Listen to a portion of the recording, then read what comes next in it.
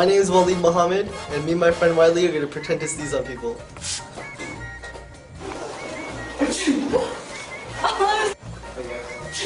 Oh my god.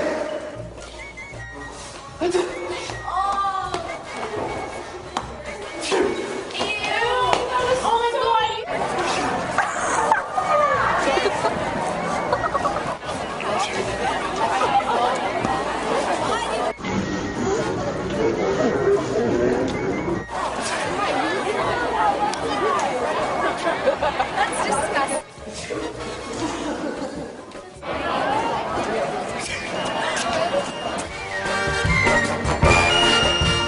Nice try, Wally. Nice try.